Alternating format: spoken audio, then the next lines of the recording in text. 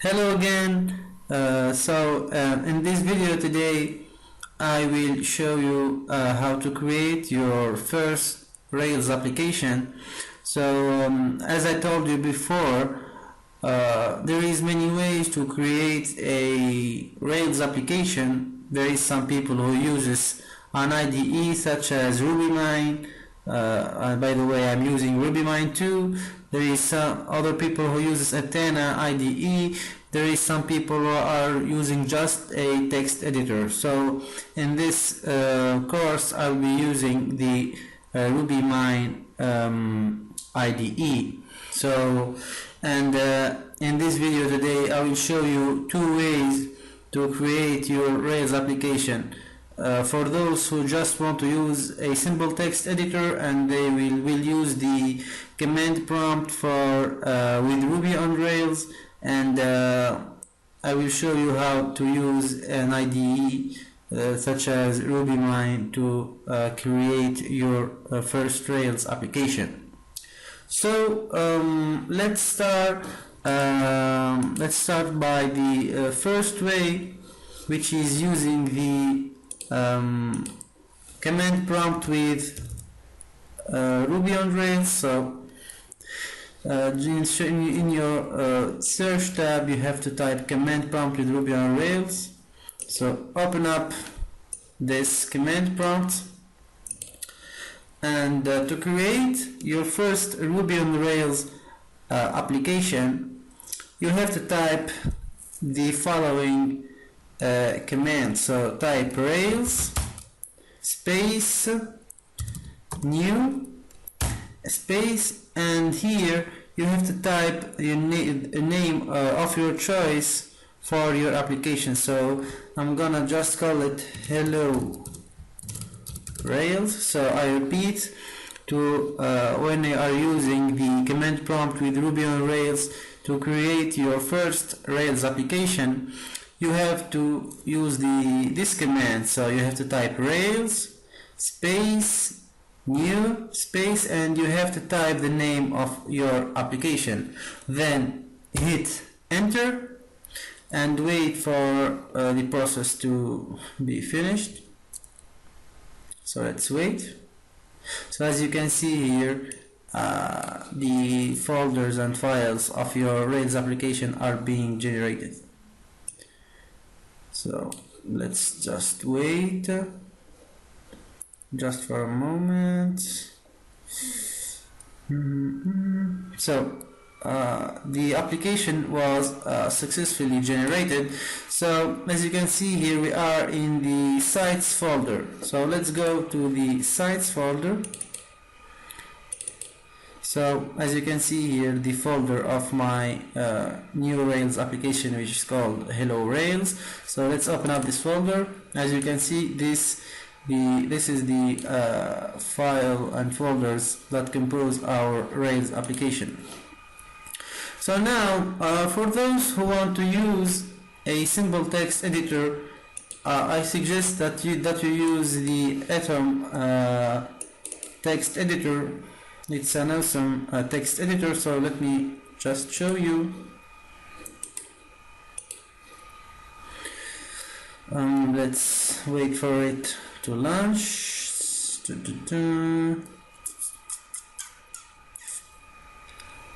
And I will repeat that in my course I'll be using the RubyMine IDE, because I am not that good in Ruby, that I need some auto-completion stuff and thing. So let's wait for the Atom to launch. So this is the Atom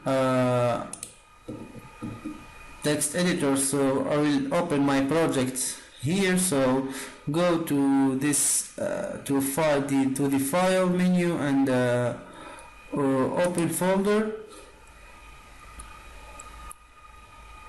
and then go to the directory where your application is saved in.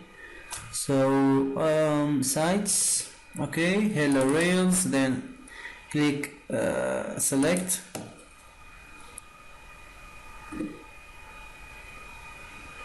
and as you can see here, this is your the folder of the application folder, and those are the subdirectories of your application that I will explain it to you one by one just in few seconds. So this is the first way to develop your Rails application using the command prompt and using a simple text editor. Now I will show you how I am developing my Rails application, because I am using an IDE which is RubyMine, and I showed you in the previous video where to download it. So when you are using the RubyMine IDE, the process is more simple than using the Rails command prompt. So go here and go to File, New Project. From this list here, choose Rails application. Give it a name. So I'm gonna call it, for example, Rails course. Sorry, so I have to delete the Z. So Rails course app. So here I will, for the JavaScript library, I will choose skip because I don't want to generate anything. For the database, well, we will be using the SQLite 3 database, and in the future videos I will show you how to connect your Rails application to my MySQL database, and maybe with MongoDB or other. So now after naming your Rails application, you have to click on create and just wait for the application to be created. So open up the project tab.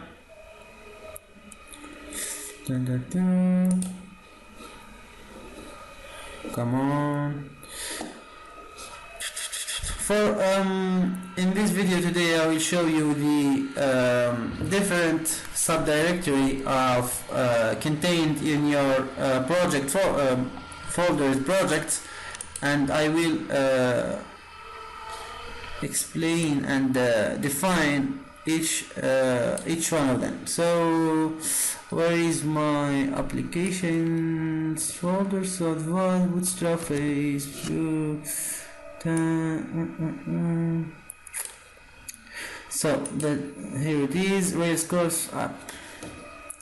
So our application is being generated. There is some processing, and those are the generated file, application controller, database.yaml, and Gemfile. So now this is our application, Rails course app. So let me open my projects folder to see the different subdirectories contained in my project folder. So so as you can see here, the folder of your application contains many subfolders and many other files. So let's start with the app subdirectory. So the app subdirectory contains your application. Therefore, it's the most important folder in the Ruby on Rails, and it is worth digging into its subfolders. And we will open this subfolder, and we will explore its different subdirectories. So the first folder, which is assets, this assets folder is contains the front end stuff. This folder contains images you use on your website, JavaScripts, for all your fancy front end interaction, and style sheets for all your CSS that will make your website absolutely beautiful. Now let's jump to the controllers folder. So the controller subdirectory contains the controllers. which handle the requests from the user. It is the often responsible for a single resource type, such as places, users, or customers, and many other things. So controllers also tie together the model and the view, and we will explain later for those who doesn't know what MVC means. Now let's jump to the helpers folder. So the helpers folder, let me explain what are helpers. So helpers are used to take care of logic that is needed in the view in order to keep the views clean of logic and reuse that logic in multiple views.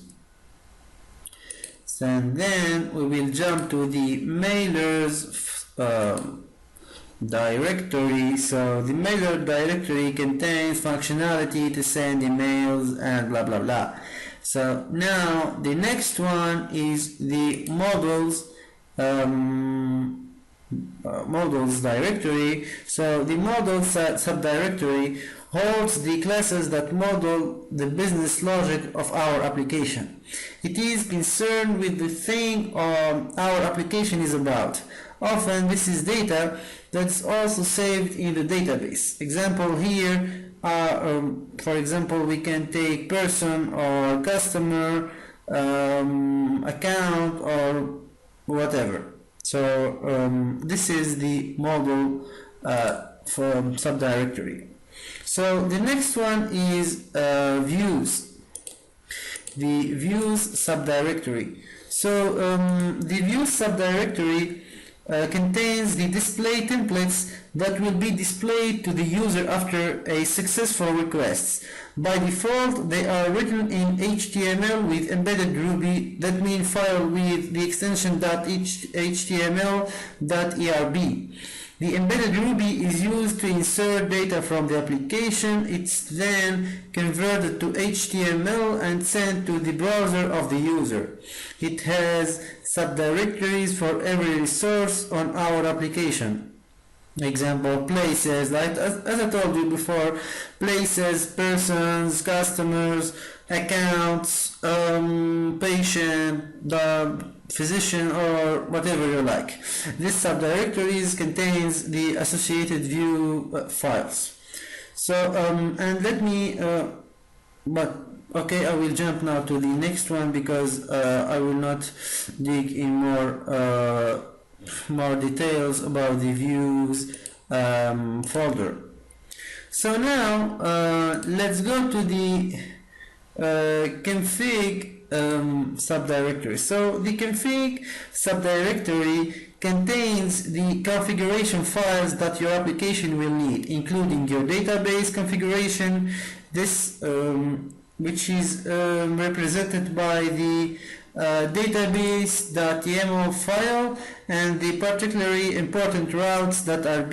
We will be using this file to routes.rb, which decide how web requests are handled.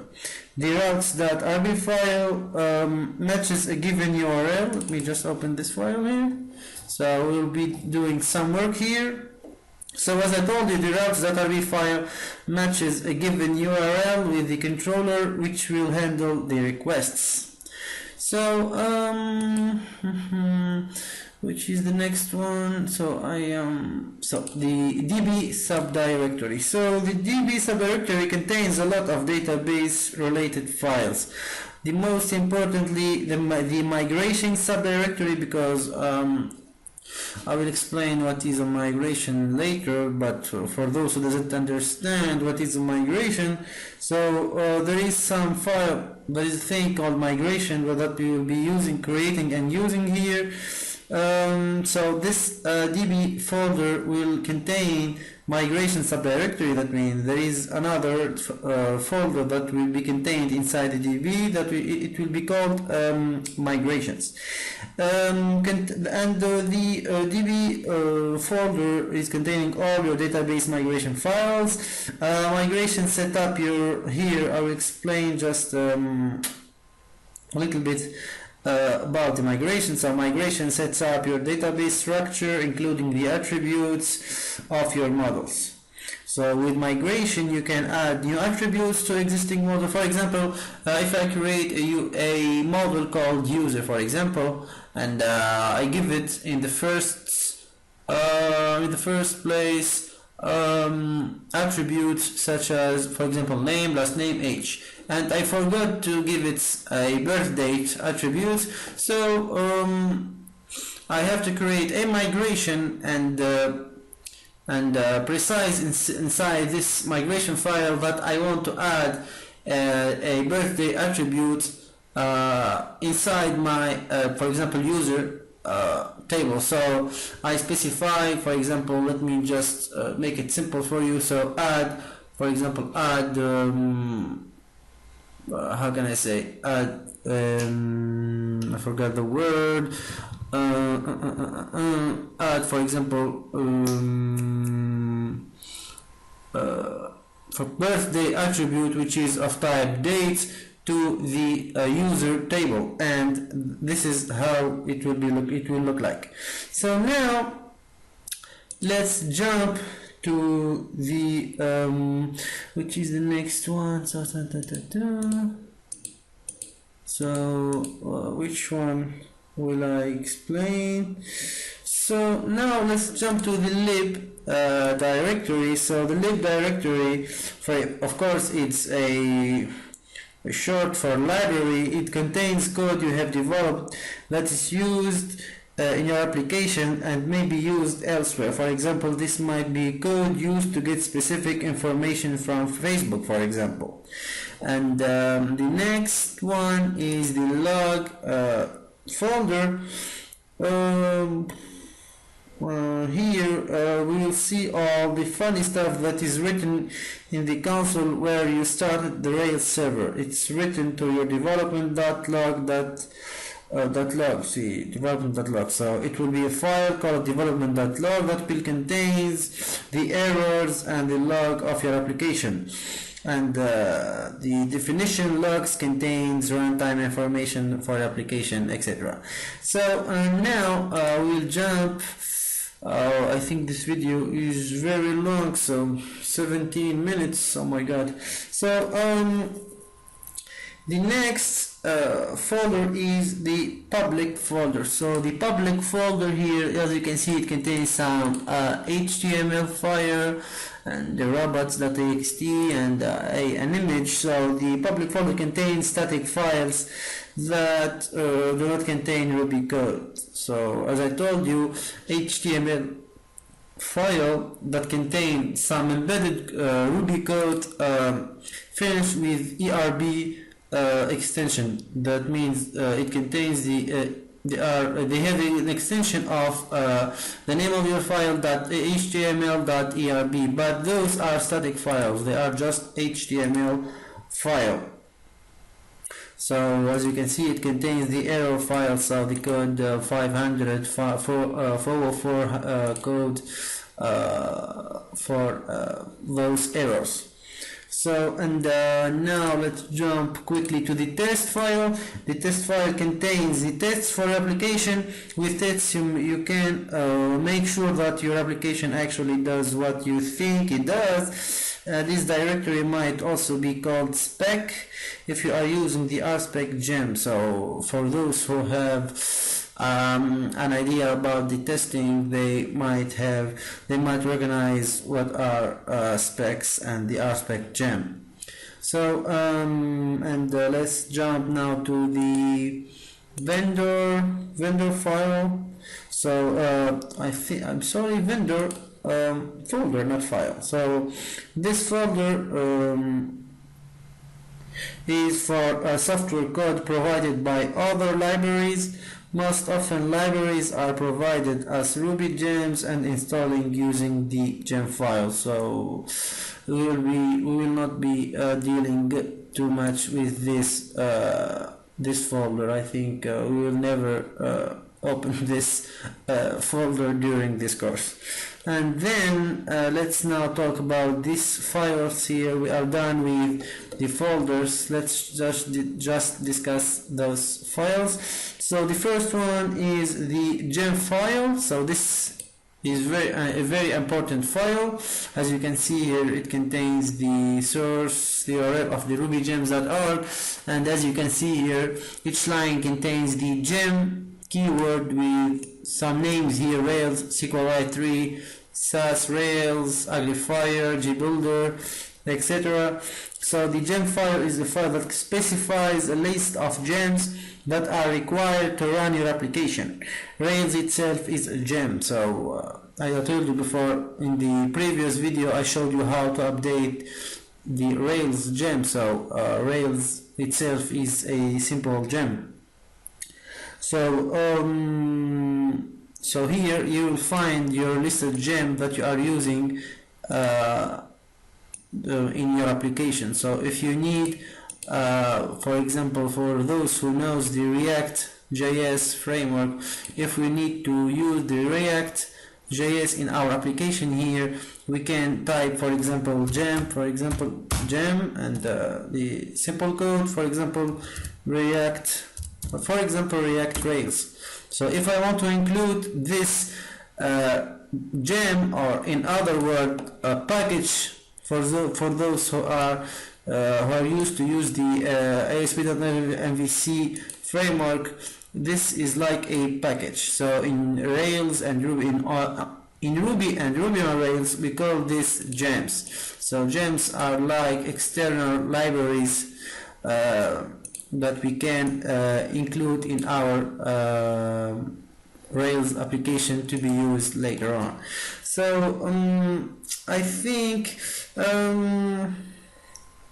that's all. So just let me finish with the gemfile.log. So this file specifies the exact versions of all gems you use. So because some gems depend on other gems, so Ruby will install or you'll need automatically. So I think that's all for the subdirectories and the file contained inside your application. Now I'm going to show you how to run your first Rails application. So I'm going to get rid of this file, of this line of code here, save my file. So to run your application here, when you are using the RubyMine IDE, so you have to go to this terminal tab here. Then it's like the internal command prompt integrated inside the RubyMine. So cd, go to the directory where your project is saved. So I go to cd Rails workspace, then I've called my application Rails course, so Rails admin. So now I am inside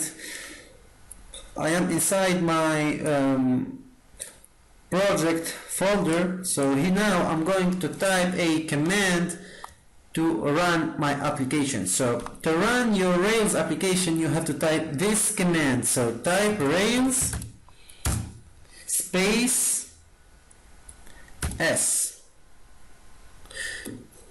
So it's a shortcut for server. You can type Rails server or just write Rails S. So now let me just hit enter. And let's wait for the server to launch. So and after running the application from the IDE, I will show you how to run it from the command prompt with Ruby on Rails. So as you can see here, WebBreak, which is the server that in which our application will be running. So WebBreak, the server is WebBreak, is like the IIS for ASP.NET MVC. So now let's open up our browser and let's go to localhost :3000 and hit enter. And as you can see here, this is the default welcome page of your Rails application. So as you can see, there is not too much in this welcome page. In the next video we will start writing some code, but now let me just show the people that are using the command prompt to run their application. So let me just shut down the server from here. So you have to type Ctrl+C, so type O for yes. I will close the IDE. Let me come back to the command prompt with Ruby on Rails. So now, as I told you before, to run your application you have to go to the inside the directory of your Rails application. So cd, I called the application, let me see what I have just called it, so new hello Rails. So cd space hello Rails. So now I am inside c//hello Rails. I'm going to type hello Rails s or server. You can use one of them, so Rails s.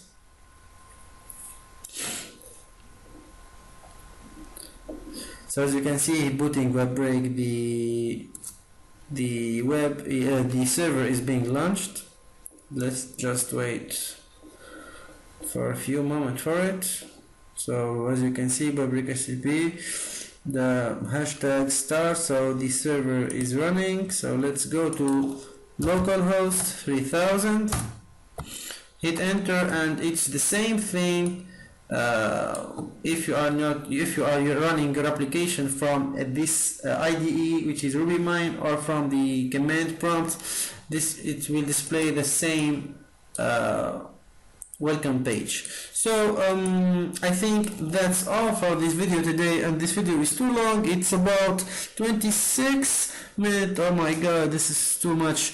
So let me summarize. In this video I showed you how to create your first Rails application. I explained and I have defined the multiple folders contained inside your Rails, your application folder. In the next video we will start by creating our first module. We will begin, so as I told you before, the Rails framework is based on the MVC architecture. So MVC stands for Model View Controller. So in the first part of this course we will concentrate on the M, so the model layer. So we will start by creating our first model, adding some attributes, making some migration, manipulating the migration files.